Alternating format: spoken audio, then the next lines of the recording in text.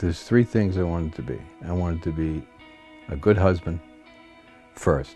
I wanted to be a good dad second. And then I wanted to be a good person and a coach. My name is Bill Stumpf. I'm from Nashua, New Hampshire. I'm a husband of Janet, and I have three children, Brandon, Kerrie, and Ben. My dad's devoted his whole life to other people. He's a veteran, he's a social worker, he's a coach, a devoted husband, and a great dad who just loves being a father. In 1981, I met my wife, and she had a 4.5-year-old child, Brandon, and I fell in love with both of them. And I remember the first time he called me afterwards, I was so excited. I called my sister and said, he called.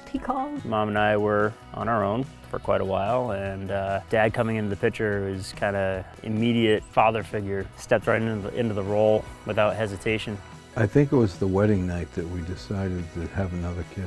A lot of times they say, you know, you don't get a kid every time. So we practiced a lot. Dad said you guys practiced a lot.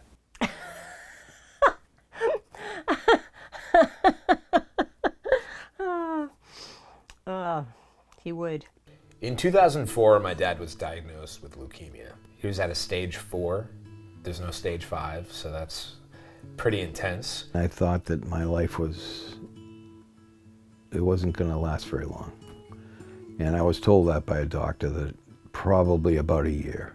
You thinking this isn't fair, you know, he's a great person, he's done a lot for other people, he, you know, dedicates his life to helping others all the time. Why does this happen to him? That was something I couldn't picture not having my dad around, and having my kids experience him like I experienced him as a kid.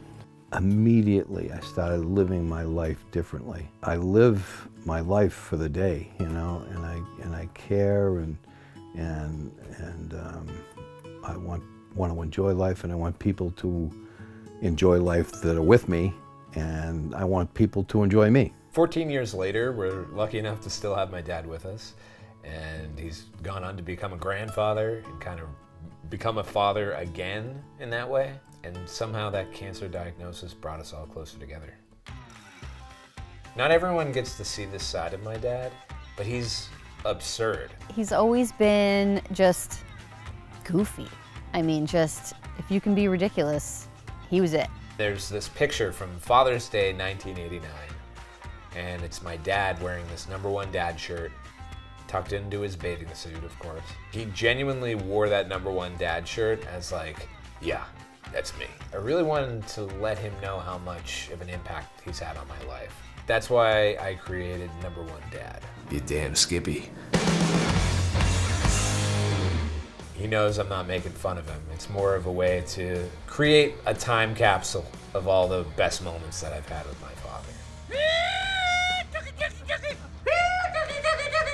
#1 Dad videos are like a highlight of the week, wondering what's coming next.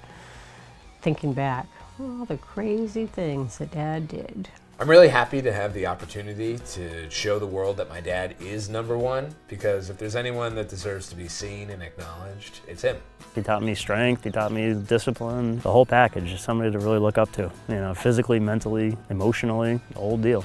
Will's always been a great dad, always been proud of being a dad. He and I both feel very blessed with the children we've had that turned out so well, and I'm getting emotional. He's always been there and always been a big support. It's a role he's cherished. I still enjoy being a dad. I still enjoy having my kids. I still give them advice even though they sometimes don't want it. It's just so much fun. Hey, that's Rap on Dad. Yeah. Oh, yeah.